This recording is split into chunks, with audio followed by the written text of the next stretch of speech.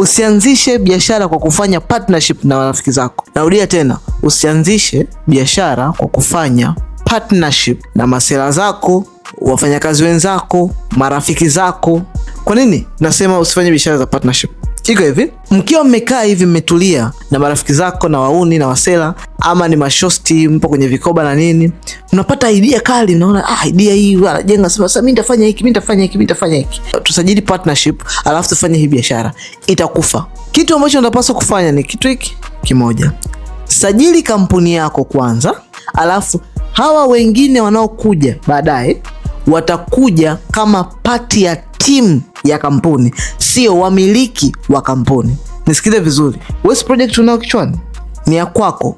Fanya hivi, pigia simu kwenye namba zipo kwenye caption ama comment usajili, then tukae chini mimi na wewe, tuna structure kampuni yako, tunaisajili kampuni yako. Kampuni tunaiwekea system kiasi kwamba mtu anaweza kuingia, mtu anaweza kutoka na kampuni isife. Haimaanishi kwamba kwa sababu mtu atatoka kwenye media moja, atakuja kwenye media ya pili, ataenda kwenye media ya tatu, basi akitoka kwenye media moja eti media ife.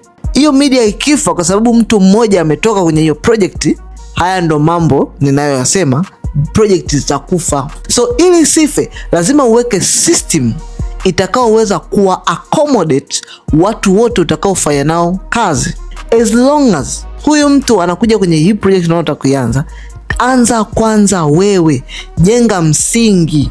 Msingi ni nini? Sio lazima utoe langu mfukoni. Msingi ni sajili kampuni.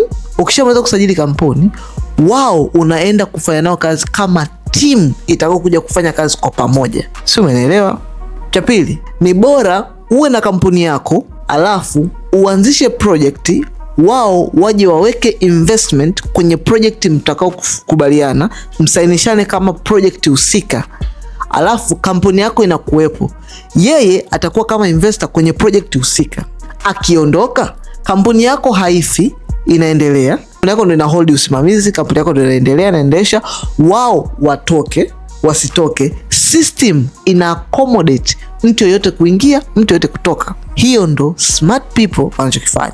So kama wewe ni huyu, piga simu kwenye namba ipo kwenye caption, nitakusaidia kusaidia kampuni yako, au comment neno usajili hapo chini kwenye comment, nitakufikia mwenyewe DM na nitakusaidia kukamilisha usajili wa kampuni yako sasa hivi.